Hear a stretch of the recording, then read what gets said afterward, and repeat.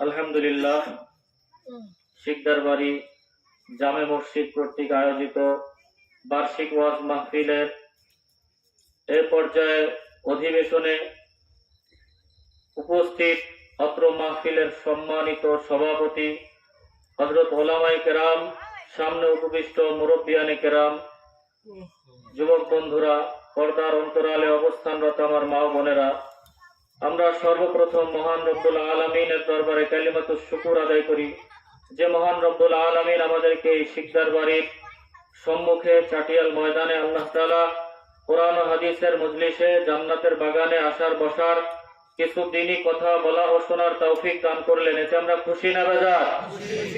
খুশি হয়ে থাকলে দিল থেকে প্রাণ উজাড় করে রব্বুল আলামিনের দরবারে কালিমাতুশ শুকর আদায় করে বলি আলহামদুলিল্লাহ। আল্লাহ পাক ফরমান, লাইন শাকারতুম লাযিদান্নাকুম, যারা আমার নেয়ামতের শুকরিয়া আদায় করে আমি আল্লাহ তার জন্য আমার নিয়ামতকে বহু গুণে বাড়ায় দেই। বলেন সুবহানাল্লাহ। তাহলে এই সময়ের জন্য এই মজলিসটা আল্লাহ তাআলার পক্ষ থেকে কত বড় নিয়ামত। এইটা এখন আর খোলা ময়দান না, এটা কোরআন হাদিসের আলোচনা হওয়ার কারণে এটা জান্নাতের বাগান হয়ে গেছে। তো জান্নাতের বাগিচায় আল্লাহ রাব্বুল আলামিন আমাদের মতো গুনাহগারদেরকে আনছেন, এটা তো খুশি হওয়ার কথাই। এটা সবচেয়ে বড় নিয়ামত যে আল্লাহ তাআলা আমাদেরকে পারতেন হাটে বাজারে দোকানে চায়ের দোকানে বসায় রাখতে, বাসা বাড়িতে রাখতে। অনেকে ঘুম পড়া রয়েছে, আল্লাহ তাআলা আমাদেরকে ঘুম পড়ায়ও রাখতে পারতেন, কিন্তু আল্লাহ তাআলা তা না কইরা এই জান্নাতি বাগানে আল্লাহ আমাদেরকে আনছেন, বসাইছেন। আলেম ওলামাদের জবানে মূল্যবান বয়ান আমরা শুনতেছি, জান্নাতের ফল আহরণ করতেছি। এতে দিল থেকে খুশি হয়ে শুকরিয়া আদায় করা, কারণ শুকরিয়া আদায় করলে আল্লাহ বলছেন আমি নেয়ামতকে বাড়ায়া দিই। শুকরিয়া আদায় করলে কি করেন আল্লাহ? নেয়ামত বাড়ায়া দিবে। আর শুকরিয়া আদায় না করলে নেয়ামত, ওয়ালাইন কাফারতুম ইন্না আযাবি লাশাদীদ, আল্লাহ বলেন যারা নেয়ামত পাওয়ার পরে নেয়ামতের শুকরিয়া আদায় করবে না, আমি আল্লাহ তার থেকে নেয়ামতকে উঠে লয়ে যাইব। যেমন আপনি আমি সুস্থ আছি, সুস্থতা কার নেয়ামত? আল্লাহর নেয়ামতের যদি শুকরিয়া আদায় করি যে আল্লাহ আমাকে ভালো রাখছেন, সুস্থ রাখছেন, যদি জবান দিয়ে পাঠ করি আলহামদুলিল্লাহ, তাহলে আমার আল্লাহ অত্যন্ত খুশি হয়। খুশি হইয়া এই সুস্থটাকে আল্লাহ দীর্ঘায়িত করে দেয়, সুস্থতার নেয়ামতকে আরো বাড়াইয়া দেয়। আর যদি আমি সুস্থ থাকা অবস্থায় এই জবান দিয়া সুস্থতার শুকরিয়া আদায় না করি এই নেয়ামতের, যখন আল্লাহ অসুস্থ বানায়া হসপিটালের বেডে শোয়ায় রাখবে তখন কিন্তু আফসোস করা লাগবে। কথা বলেন ঠিক না ঠিক? আশপাশে যারা আমরা ঘোরাফেরা করতেছি, বাসা বাড়িতে আছি, আমি দাওয়াত দিচ্ছি, এই মাহফিল প্রতিদিন হয় না। এইখানে গতকালকে মাহফিল হয়েছে, এই মাঠে আগামীকালকে মাহফিল হবে। তাহলে আজকের জন্য এই মাহফিল এমনও হইতে পারে যে আমরা এখানে যারা আছি যে আমাদেরকে আল্লাহ তাআলা এই মাহফিলে আমাদের জীবনের শেষ মাহফিল হয়ে যেতে পারে। পারে কি পারে না? হায়াতের কোনো গ্যারান্টি আছে? হায়াতের কিন্তু কোনো গ্যারান্টি নাই, এক সেকেন্ডেরও ভরসা নাই। কার কখন মালাকুল মউত চলে আসবে কেউ জানে না। আজকে মাহফিল শুনে বাড়িতে শুয়ে থাকবেন, এমনও হইতে পারে যে ঘুমের ঘরে মালাকুল মউত এসে জান কবজ করে নিয়ে যেতে পারে। পারে কি পারে না? এই বিশ্বাস, এই ইয়াকিন আমাদের মধ্যে পয়দা করতে হবে। দুনিয়ার হায়াত বড় দামি হায়াত। আমার আগে হযরত বলতেছিলেন, হুজুরকে আমি অত্যন্ত ভালোবাসি, মোহাব্বত করি, শ্রদ্ধা করি, মাদারীপুরের বিশিষ্ট আলেমে দ্বীন। তো হুজুর অত্যন্ত গুরুত্বপূর্ণ আলোচনা করতেছিলেন। আমার পরেও একজন বড় বুজুর্গ আল্লাহর ওলি আসতেছেন, আহমদাবাদ চণ্ডীবর্দী মাদ্রাসার সম্মানিত মুইনে মুহতামিম মাওলানা হাবিব আহমদ চৌধুরী। হুজুর অত্র অঞ্চলে অনেক এলাকায় বয়ান করে থাকেন, আপনারা হুজুরের বয়ান শুনেন না? অত্যন্ত চমৎকার বয়ান করেন। আমি হুজুরের আসার আগ পর্যন্ত আপনাদের সামনে কিছু সময় কোরআন ও হাদিস থেকে আলোকপাত করার চেষ্টা করবো। আপনারা শুনতে রাজি আছেন ইনশাআল্লাহ? যারা শুনতে রাজি আছি, এই মাহফিলের যে মাঝখানে ফাঁকা জায়গা আছে, ফাঁকা জায়গাটুকু বন্ধ করে বসি। কারণ দ্বীনি মজমায় যদি ফাঁকা জায়গা থাকে, ওই ফাঁকা জায়গায় মিস্টার ইবলিশ এসে বসে যায়। তাহলে আমরা ইবলিশকে কেন ওয়াজের ময়দানে জায়গা করে দিব বলেন? ইবলিস শয়তান আইসা আপনাকে আমাকে খোঁচা মারবে, প্ররোচনা দিবে যে এখন তো বড় হুজুর যখন আসবে তখন বসে, এখন আর শোনার দরকার নাই, একটু চা খেয়ে আসো, বাদাম খেয়ে আসো, একটু হাঁটা চলা করে আসো। ইবলিস শয়তানের কাজই হলো যে বনি আদমকে ভালো কাজ থেকে উঠাইয়া গুনাহের কাজের মধ্যে জড়াইয়া দেওয়া। এটা কার দায়িত্ব? ইবলিসের দায়িত্ব। কার দায়িত্ব? ইবলিসের দায়িত্ব। জিকির করেন লা ইলাহা, জোরে লা ইলাহা, লা ইলাহা। এই কালেমার জপমালা কাজে লাগিবে সন্ধ্যাবেলা। লা ইলাহা, জোরে লা ইলাহা।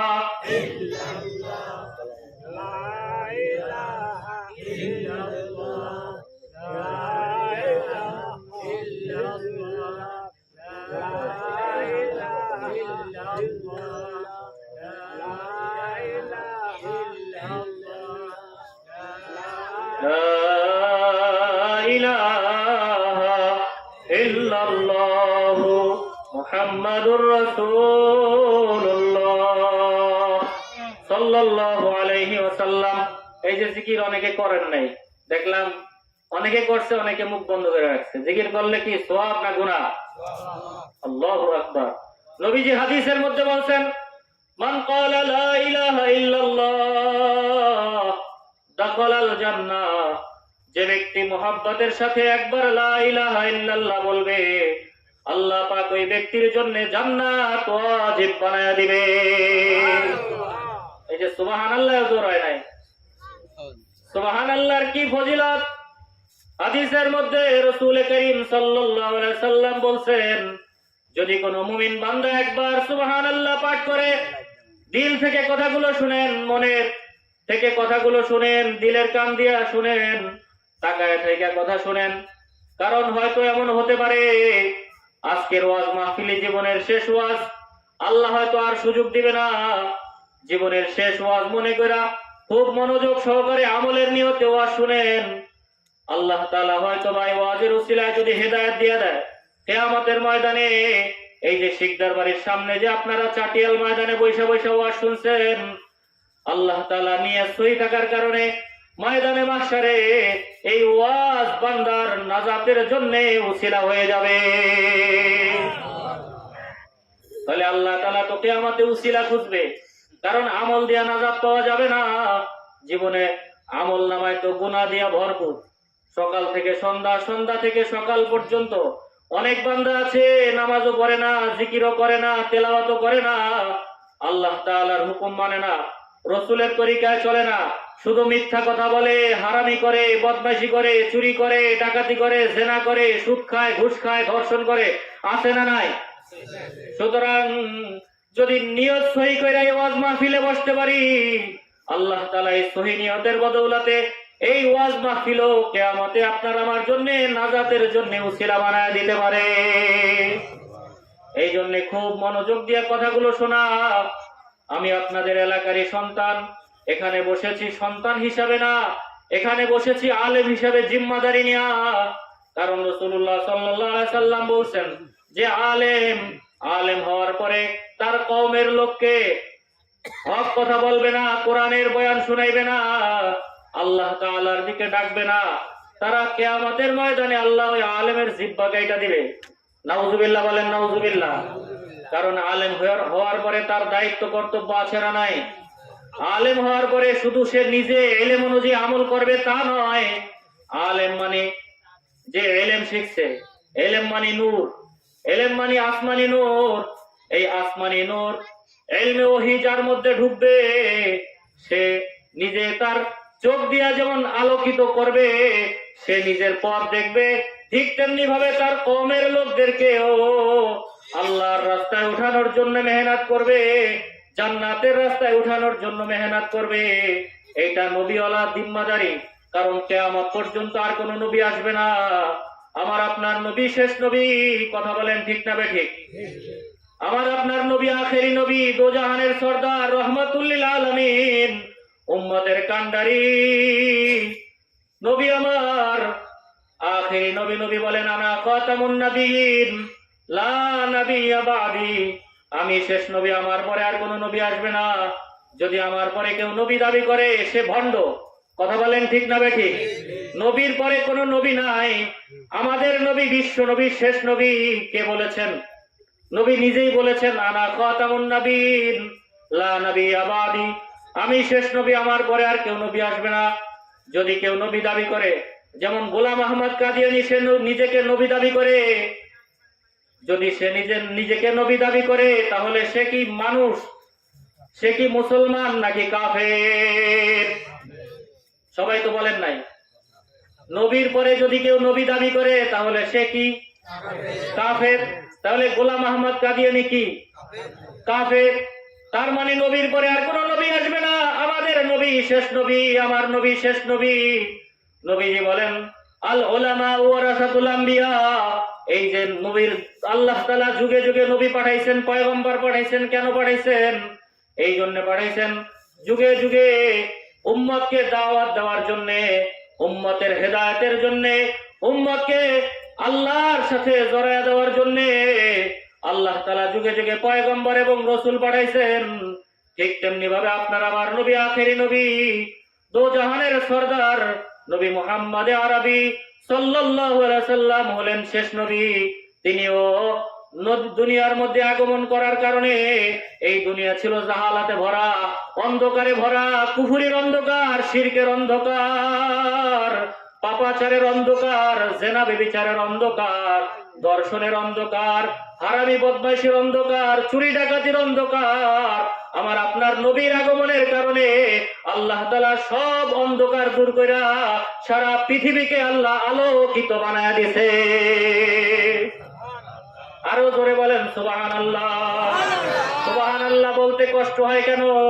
সুবহানাল্লাহর কি ফজিলত আগে বইলা নেই? হাদিসের মধ্যে আসছে যে বান্দা মুহাব্বতের সাথে একবার সুবহানাল্লাহ বলবে, আল্লাহ রাব্বুল আলামিন ওই বান্দার আমলনামায় আসমান থেকে জমিন আর জমিন থেকে আসমান পর্যন্ত যে ফাঁকা জায়গা, এই ফাঁকা জায়গাটুকু বান্দার আমলনামায় নেকি দিয়া ভরপুর কইরা দেয়। এই যে এখন জোর হইছে সুবহানাল্লাহ। তার মানে মানুষ লাভের কথা শুনলে খুব আগ্রহী, লাভ না জানলে ওইটার প্রতি আগ্রহী জন্মায় না। ঠিক না বেঠি? খুব মনোযোগ হন, মনোযোগ। সব সময় তো দূরে গিয়া ওই যে রাজের মাদার উপর ট্যাকে রাখিয়া ওয়াজ শোনার সুযোগ হয় না। এলাকার আপনার কাছে এই শিকদার বাড়ির যুব সমাজ, এলাকাবাসী মিল্লা ওয়াজ মাহফিলের আয়োজন করছে, আলেম ওলামাদেরকে দাওয়াত করে আনছেন, আপনাদেরকে কিছু কোরআনের কথা শোনানোর জন্য আবার খিচুড়ির ব্যবস্থা করছেন। তো খিচুড়ি খাইবেন, আপনাদের জন্য আপনাদের সম্মানার্থে মেহমানদারির ব্যবস্থা করছে। কোন আলহামদুলিল্লাহ। তাহলে এর আগ পর্যন্ত একটু মনোযোগ দিয়া কোরআনের কথা শুনতে রাজি আছেন না? কোরআনের কথা শুনলে লাভ না লস? এইখানে যত সময় বসবেন, যত সময় কোরআনের কথা শুনবেন, নবী আমার বলেন কোরআনের বাগানে যায় যারা কোরআনের বয়ান শুনে, আল্লাহ রাব্বুল আলামিন তাদের এই আশা এবং বসা এবং প্রত্যেকটি শ্বাস এবং প্রশ্বাসের বিনিময় বান্দার আমলনামায় 10 করে নেকি লেখা দেয়। আরো জোরে বলেন সুবহানাল্লাহ। আজকে আমার বিষয়বস্তু এইটা না, আজকের বিষয়বস্তু হচ্ছে নামাজ। কারণ ইমানের পরে সর্বপ্রথম এবং সর্বপ্রধান দায়িত্ব, কর্তব্য হলো একজন মুমিন মুসলমানের জন্য নামাজ। যার মধ্যে নামাজ আছে সে মুসলমান, যার মধ্যে নামাজ নাই সে বেঈমান। কথা বলেন ঠিক না বেঠিক? এটা আমার কথা না, নবীজি বলছেন লা ঈমান লিমান লা সালাতাহু, সালাত লাহু, ওই বান্দার ঈমান নাই যে বান্দার মধ্যে নামাজ নাই। ওই বান্দার মধ্যে ঈমান নাই যে বান্দার মধ্যে নামাজ নাই। অর্থাৎ যে নামাজ পড়ে সে মুমিন, যে নামাজ পড়ে না সে কি? আমি বলছি না, নবীজি বলছেন। আমার প্রতি রাগ করতে পারবেন না, আমি বলি নাই, নবীজি বলছেন। সুতরাং রাগ যদি করতে হয় নবীর সঙ্গে রাগ করেন, আর নবীর সঙ্গে রাগ করলে লাভ হবে নি। কারণ নবীর সুপারিশ ছাড়া কোন ব্যক্তি জান্নাতে যাইতে পারবে না।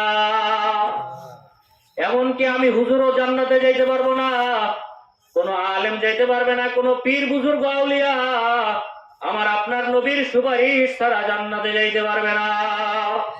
ঠিক না ঠিক? অনেকে পীরের হাতে বায়াত হইয়া আরে পীরের কি দোহাই দেয়, মনে করে আমি জান্নাতের মালিক হয়ে গেছি, অথচ নামাজ পড়ে না এক ওয়াক্ত। কি কথা বলেন না কেন? নামাজের খবর নাই, পীরের হাতে মুরিদ হইছে, তাহলে ওই পীরে কি আপনাকে বলছে যে নামাজ না পড়লেও তোমার জান্নাতে যাওয়ার আমি জিম্মাদারি নিলাম? বলছে? তাই যদি না বলে, নামাজ হলো জান্নাতের চাবি। আস-সালাতু মিফতাহুল জান্নাত, মিফতাহুল জান্নাতি সালাহ। নবীজি বলেন নামাজ হলো জান্নাতের চাবি। নামাজ কিসের চাবি বলেন? আউয়ালু মা ইউহাসাবু বিহিল আবদু ইয়াউমাল কিয়ামাতিস সালাহ। কিয়ামতের ময়দানে বান্দার সর্বপ্রথম হিসাব হবে নামাজের। কিসের হিসাব হবে? যে বান্দা নামাজের হিসাব ঠিক ভাবে দিতে পারবে, ওই বান্দার আর কোনো হিসাব হবে না, বিনা হিসাবে তাকে জান্নাতের ফয়সালা করে দিবে। আরো জোরে বলেন সুবহানাল্লাহ। তাহলে জান্নাতে যাইতে হইলে নামাজ লাগবে কি লাগবে না? নামাজ বাদ দিয়ে জান্নাতে যাওয়া যাবে কি? ও বাবাজিরা, যুবক বন্ধুরা, জবাব দিয়া বলেন। পর্দার অন্তরালে অবস্থানরত আমার মা বোনেরা, ভালো করে শুনেন। অনেক মা বোন আছে সাংসারিক কাজকর্ম করতে করতে নামাজের খবর রাখে না, আছে না নাই? ভালো করে যাই না রাখেন। আমি আপনাদের এলাকারই সন্তান বইলা গেলাম, যদি নামাজ না পড়েন কিয়ামতের ময়দানে জান্নাতের চাবি পাওয়া যাবে না। কিয়ামতের ময়দানে হিসাবে ধরা খেয়ে যাইবেন। কারণ সর্বপ্রথম আল্লাহর দরবারে দাঁড়াই আল্লাহ জিজ্ঞাসা করবে, বান্দা নামাজের হিসাব শুরু করে দাও। যদি নামাজের হিসাব বান্দা দিতে পারে, ওই বান্দার আর কোনো হিসাব হবে না। বান্দাকে আল্লাহ বেকসুর খালাস দিয়া জান্নাতের চাবি তার হাতে দিয়া দিবে। সুবহানাল্লাহ বললেন না? যে সুবহানাল্লাহ বললে লাভ না লস? সুবহানাল্লাহ বললে মিজানের পাল্লা ওজনদার হয়। কি হয়? কালিমাতানে হাবিবাতানে ইলার রহমান ওয়া সাকিলাতানে ফিল মিজান ওয়া খাফিফাতানে আলাল লিসান। বুখারী শরীফের শেষ হাদিস। এই হাদিসে নবীজি সাল্লাল্লাহু আলাইহি সাল্লাম বলেন, দুইটি কালেমা এমন আছে জবানে পড়তে বড় হালকা, আল্লাহ রাব্বুল আলামিনের কাছে সবচেয়ে দামি, আর মিজানের পাল্লায় সবচেয়ে ভারী। আর কালেমা দুইটি হলো সুবহানাল্লাহি ওয়া বিহামদিহি